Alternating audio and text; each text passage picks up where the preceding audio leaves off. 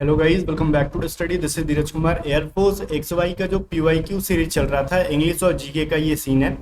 तो इसके बाद मैं रागा का भी करूंगा। टेंशन मतलब प्रीवियस ईयर, उसमें थोड़ा सा टाइम लगेगा, क्वेश्चन ढूंढने में टाइम लगता है। एग्जैक्ट क्वेश्चन इंग्लिश जीके तो आसानी से मिल जाते हैं।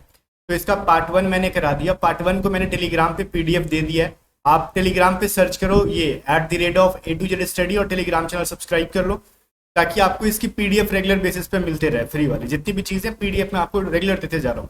इंग्लिश की मॉक टेस्ट हो गई या फिर जो भी मॉक टेस्ट वगैरह करा रहा हूँ, यूट्यूब पे जो क्लासेस करा रहा हूँ, उनकी PDF टेलीग्राम पे देते जा रहा हूँ। टेलीग्राम को फटाक से ज्वाइन कर लो सर्च करके, ठीक है। और एयरफोर्स को मतलब डेडिकेटली होकर मतलब तैयारी कर रहे हो जितने लोग ना, आपको बुक्स के बारे में बता रहा हूँ कि अभी चक्षु पब्लिकेशन की तरफ से एयरफोर्स भर्ती के लिए ना, अग्निवीर के लिए 3 बुक्स हैं। जितने एक्स ग्रुप के लिए अप्लाई कर रहे हैं और जिसने वाई ग्रुप के लिए अप्लाई कर रखा है, जिसने एक्स एंड वाई दोनों के लिए अप्लाई कर रखा है, ये तीनों बुक्स का लिंक मैं आपको स्टडी गाइड बुक है डिस्क्रिप्शन दे दूंगा। आप जाके वहां से बाई कर पाओगे। तीनों बुक्स हिंदी मीडियम में। और साथ ही साथ अगर आप वाई ग्रुप और एक्स ग्रुप की बेस्ट प्रैक्टिस सेट के बारे में लेना चाहते हो, तो ये भी चक्षु पब्लिकेशन की तरफ से है, जहाँ पे आपको 25 प्रैक्टिस सेट हिंदी मीडियम में मिल जाएंगे। और प्रैक्टिस सेट की खास बात ये है ना, देखो प्रैक्टिस सेट तो ठीक है मिल रहा है, आंसर की भी मिल रहा है, बट यहाँ पे देखो जो डिफिकल्ट क्वेश्चंस होते हैं उनका सोल्यूशन हमारे लिए बहुत इंपॉर्टेंट होता है, जो कि इस प्रैक्टिस सेट के अंदर आपको डिटेल एक्सप्लेनेशन के साथ में मिल रहा है, ठीक है। तो ये जो चीज़ है बहुत इंपॉर्टेंट हो जाता है हमारे लिए, एक्सप्लेनेशन, क्योंकि बहुत सारे फिजिक्स मैथ का हमको एक्सप्लेनेशन समझ में नहीं आ पाता। तो हम यहाँ से देख के प्रैक्टिस को आराम से लगा पाते हैं और अपनी तैयारी को बढ़िया कर पाते हैं। तो सभी बुक्स का लिंक मैं आपको डिस्क्रिप्शन में दे दूंगा। आप जाके एक बार चेक कर लो और चेकआउट करो, और वहाँ से बाई करना तो बाई करके अपनी तैयारी को बढ़िया करो एकदम, ठीक है। क्योंकि तैयारी में कोई कमी नहीं छोड़ो इस बार। मैं तो यही कहता हूँ, जहाँ से पॉसिबल हो सके तैयारी को बेस्ट करते जाओ।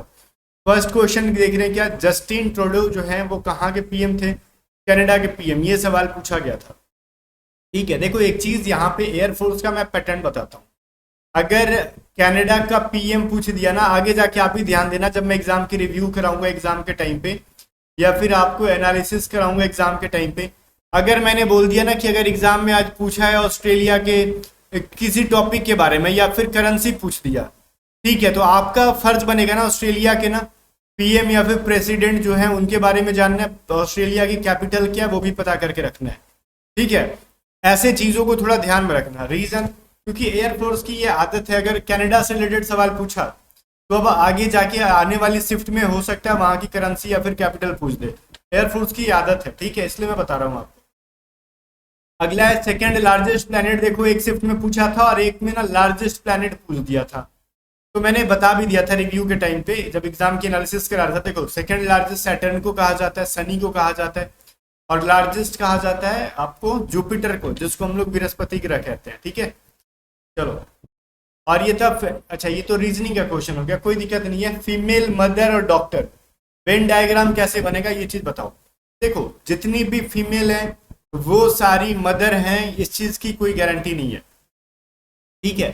पर एक चीज है, जितनी भी मदर है ना वो फीमेल ही है। तो पहली बात तो फीमेल के अंदर कुछ मदर्स को डालो, ठीक है ना, क्योंकि हो सकता है कुछ और भी फीमेल्स हैं, जैसे लड़कियां जिनकी शादी नहीं हुई वो तो मदर नहीं है, जिनकी शादी हो गई, ठीक है, वो मदर्स मतलब हो, जिनके बच्चे हैं वो मदर्स हो गए, जिनके बच्चे नहीं हो तो मदर नहीं हो गए। तो सारी फीमेल्स मदर नहीं है, लेकिन सारी मदर्स फीमेल हैं। और जहां तक डॉक्टर का सीन है ना, डॉक्टर को ना इन तीनों के बीच में रखो। तीनों मतलब कुछ डॉक्टर फीमेल है, कुछ डॉक्टर वो फीमेल है जिनकी मतलब बच्चे नहीं है, और कुछ डॉक्टर वो फीमेल है जिनके बच्चे हैं, मतलब मदर्स भी डॉक्टर हैं। कुछ ऐसी लड़कियां जो वो भी डॉक्टर हैं, और लड़कियों के अलावा फीमेल के अलावा बॉयज भी तो डॉक्टर है ना भैया। बॉयज को क्या है छोड़ दे रहे हो?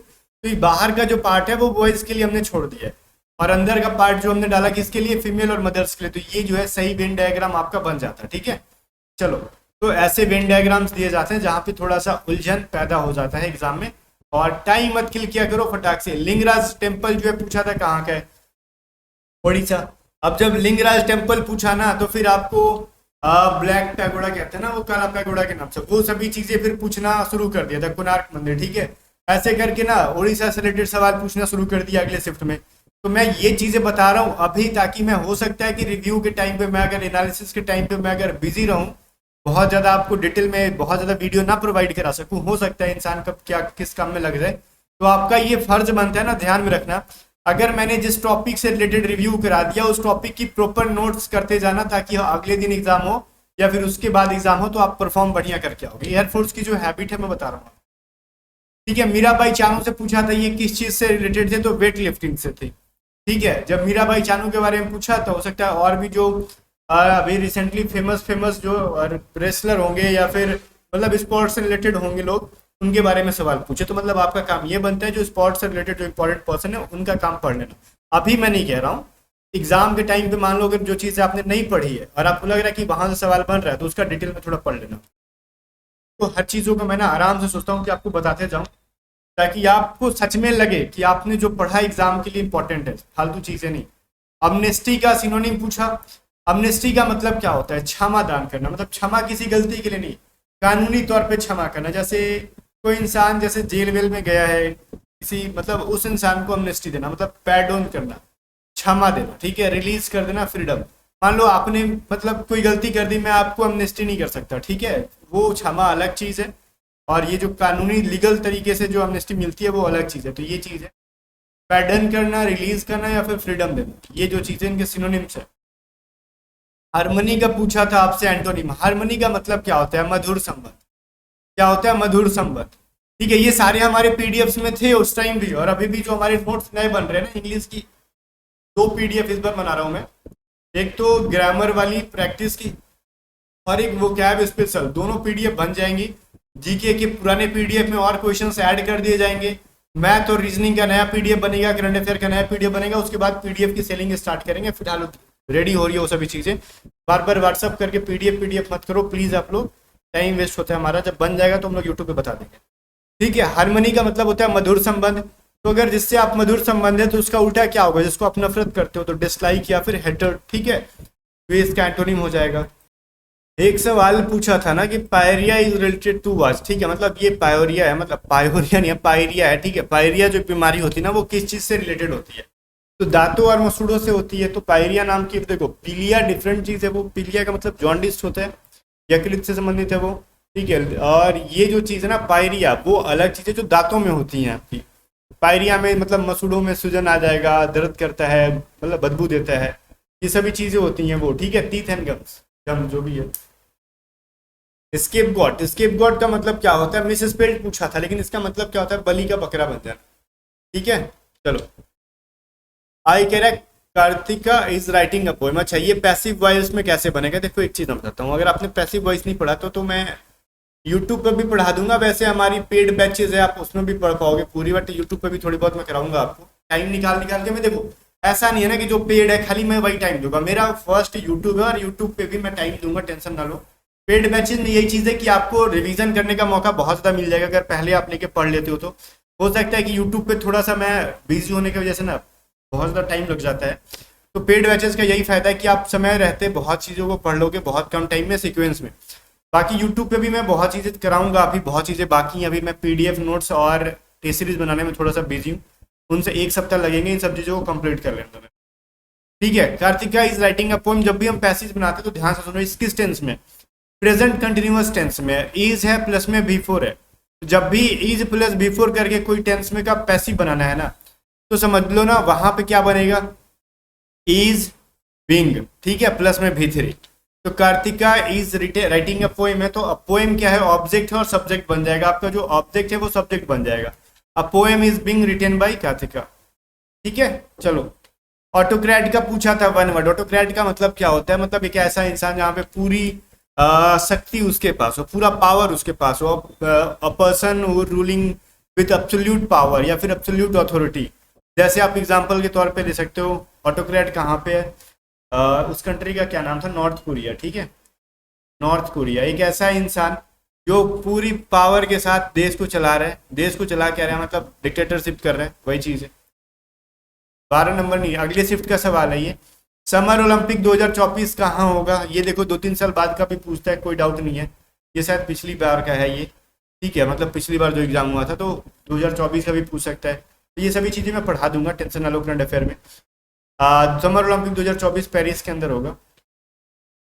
पार्ट 4 जो है ना कॉन्स्टिट्यूशन का, मतलब संविधान का पार्ट 4 किस चीज़ से है? तो राज्यों के नीति निर्देशक सिद्धांत से। अब राज्यों के क्या बोलते हैं इसको? नीति निर्देशक सिद्धांत, ठीक है, थोड़ा बोलने में कंफ्यूजन होता है इसको। बट कोई नहीं, रिपीट कर देता हूँ। राज्यों के नीति निर्देशक सिद्धांत, ये संविधान के भाग 4 का जो पूछा था ना कि संविधान का भाग 4 किस चीज से संबंधित है, वो राज्यों के नीति निर्देशक सिद्धांत से। और अगले शिफ्ट में पूछा था ये भी ना कि राज्यों के नीति निर्देशक सिद्धांत को किस देश के संविधान से लिया गया है, ये आयरलैंड के संविधान से लिया गया। तो मतलब एयरफोर्स की ये आदत है, ठीक है, इस तरीके से सवाल पूछने की, जिसको हम लोग डीपीएसपी के नाम से जानते हैं, ठीक है, constitution deal with the directive principle, ऐसा करके। क्वेश्चन नंबर 3 देखो, कह रहा है सीएम ऑफ गुजरात तो भूपेंद्र रजनीकांत पटेल, ठीक है। और इन्हीं सीधे को करंट अफेयर पे मैं अभी बहुत ज़्यादा फोकस नहीं कर रहा हूँ, करंट अफेयर की अलग से वीडियो आएगी प्रॉपर नॉलेज के साथ, ठीक है। अभी हवा में बात करने के लिए कोई जरूरत नहीं है। अभी बहुत ही बार क्या होता है ना, पिछली बैच का है और लगेगा कि नहीं अभी का ही है, ठीक है, वो सभी चीज़ें नहीं। इनिशिएटेड का मतलब एंटोनी मतलब क्या हो जाता है, इनिशिएटेड का मतलब होता है किसी काम का आरंभ करना, शुरुआत करना। अब मान लो शुरुआत का मतलब अंत होता है, क्लोज मतलब खत्म कर देना, बंद कर देना। अब मैं करंट अफेयर से रिलेटेड क्या बोल रहा हूँ ना, करंट अफेयर की एक अपडेटेड वीडियोस पहले आ जाएंगी, उसके बाद पीडीएफ आएंगे, ठीक है। तो करंट अफेयर का टेंशन ना लो, मैं हर चीज़ों को डिटेल में यूट्यूब पे भी एनालिसिस कर दूंगा, बाकी पीडीएफ आएंगे, उसको भी एक बार पढ़ लेना, फिर आपका काम हो जाएगा, उससे ज़्यादा कुछ नहीं। मैन ऑफ एप्स से रिलेटेड एक पैसेज पूछा था, मैन एंड एप्स से, तो ये तक खत्म करो। एक टॉपिक था पैसेज का मैन एंड एप्स, ठीक है।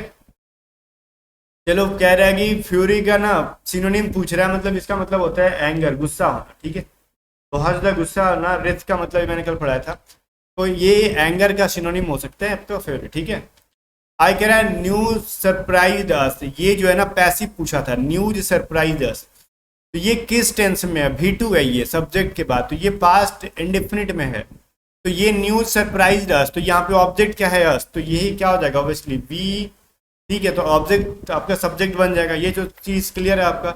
अब सब्जेक्ट के साथ क्या लगेगा, वर्ब लगेगा, तो वर्ब के साथ कौन सा आपका सॉरी बी के साथ कौन सा आपका वर्ब लगेगा, तो वर लगेगा, बी वेयर सरप्राइज, ठीक है, बाय न्यूज। ये जो सीन है सही है, बाकी मैंने टाइप किया होगा, लिखने का कोई मतलब नहीं बनता।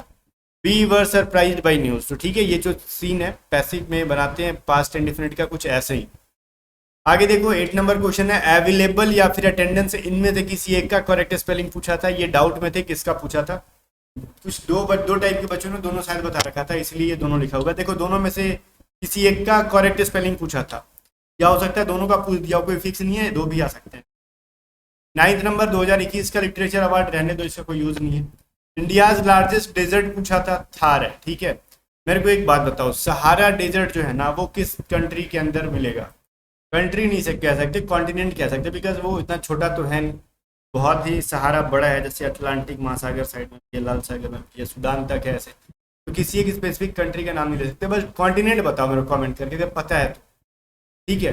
तो सहारा जो डेजर्ट है आपका, ठीक है, वो बताओ किस कॉन्टिनेंट के अंदर मिलेगा आपको, ये बताओ। ओके, चलो, ये वर्ल्ड का लार्जेस्ट डेजर्ट है, मतलब रेगिस्तान है, वर्ल्ड का सबसे बड़ा रेगिस्तान है सहारा डेजर्ट, वो किस कॉन्टिनेंट मतलब किस महाद्वीप के अंदर मिल जाएगा आपको।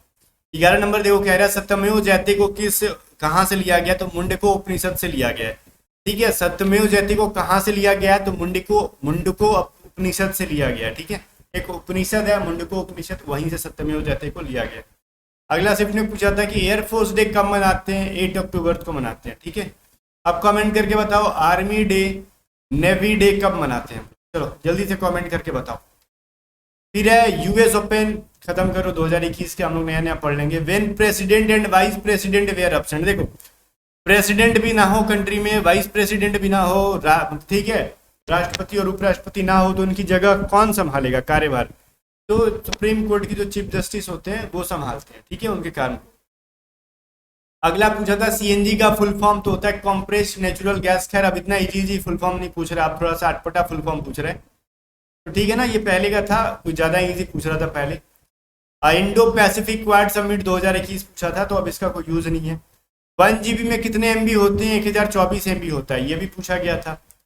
फिर मौर्य काल के समय में कौन सा यूनानी राजदूत जो है ना आया था कहाँ पे, इंडिया में, ठीक है, तो वो था, या फिर चंद्रगुप्त के दरबार में, क्या कहते हैं, दरबार में आया था, ठीक है। तो ये जो सीन है वो था मेगास्थनीज, और मेगास्थनीज से एक और सवाल पूछा गया था आगे के शिफ्ट में ना, डायरेक्ट नहीं पूछा गया था, घुमा के पूछा गया। ये एक बुक है इंडिका, ठीक है, एक इंडिका एक नामक बुक है, जिसको हिंदी में कुछ ऐसे लिख देते हैं। इंडिका एक बुक है, वो किसके द्वारा लिखा गया है, इसके ऑथर कौन है?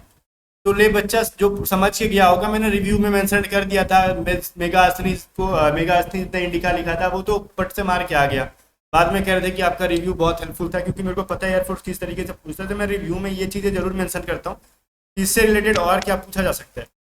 तो फिर ऐसे एयरफोर्स क्या था, पहले मेगास्थनीज के बारे में पूछ दिया कि वो यूनानी राजदूत था, मौर्य मतलब चंद्रगुप्त द्वितीय के दरबार में कौन आया था, तो मेगास्थनीज जब आगे पूछ दिया इंडिका जो है वो किसके द्वारा लिखा गया है, ऐसे पूछता है एयरफोर्स। ठीक है, 8 नंबर देखो, लार्जेस्ट प्लेनेट। ठीक है, तो जुपिटर मैंने मेंशन कर दिया था। ड्रॉ अ लाइन का मतलब क्या होता है कि ईडीएम है। ड्रॉ अ लाइन का मतलब होता है सेट अ लिमिट, लिमिट तय करना, मतलब मर्यादा तय करना। ठीक है, आगे देखो, सॉर्डिड का सिनोनिम पूछा गया था, मतलब होता है गंदा। ठीक है, मतलब थोड़ा सा अजीब वो तरीके की चीज़ है, गंदगी टाइप का। तो अनसेवर, ठीक है, और डर्टी और स्लीजी, ये सभी हो सकते हैं। एक्यूमुलेटेड का आपको एंटोनिम पूछा था। एक्यूमुलेटेड का मतलब होता है इकट्ठा करके रखना। ठीक है, इकट्ठा करके रखना, तो ऑब्वियसली हो जाएगा डिवाइड, बांट दो, कॉन्ट्रैक्ट, लॉस, डिस्पर्स, मतलब खो देना, बांट देना। ठीक है, ये सभी जो चीज़ थी इनके क्या थी, एंटोनिम थी। बाकी जनाब जाने से पहले याद दिला दूं, अगर आपने ए टू जेड स्टडी पे वाई ग्रुप का मॉक टेस्ट नहीं लगा रहे हो ना, समझो कि मॉक टेस्ट लगा ही नहीं रहे हो आप। बिकॉज यहाँ पे बहुत सारे बच्चे जो फेंक थे ना, हमने इतना स्कोर किया, हमने उतना स्कोर किया, असली एग्जाम लेवल की जब मैंने चीजें दी ना, तो वो 25-30 से आगे बढ़ ही नहीं पा रहे। तो आ जाओ, देखते हैं आप में कितना है दम। ए टू जेड स्टडी ऐप को डाउनलोड करो, लिंक डिस्क्रिप्शन में है। फिर भी अगर बाई करने में कुछ प्रॉब्लम हो तो व्हाट्सअप करके पूछ लो। और अगर आप पेड बैचेस ज्वाइन करना चाहते हो वाई ग्रुप के लिए, तो व्हाट्सअप करो 7279047787, या फिर आप ए टू जेड स्टडी ऐप को डाउनलोड करके पेड बैचेस ज्वाइन करो। जस्ट 600 रुपीज़ में कंप्लीट तैयारी कराई जाएगी वाई ग्रुप की। ठीक है, अगर आप सिर्फ इंग्लिश की बैच लेना चाहते हो एक ग्रुप के लिए, वो भी आपको मिल जाएगी। मिलते नेक्स्ट वीडियो में, तब तक के बाय बाय। जाने से पहले एक चीज़ आपको याद दिलाना था, मैं दिला ही देता हूँ आपको। वो याद क्या दिलाना था, देखो ये टेलीग्राम चैनल, ठीक है, टेलीग्राम चैनल को ज्वाइन करो, ताकि इसकी पीडीएफ्स वगैरह मैं आपको वहीं पे देते रहता हूँ। तो टेलीग्राम चैनल और ग्रुप ज्वाइन कर लो, वहाँ पे आपको बहुत ज़्यादा हेल्प मिलेगा।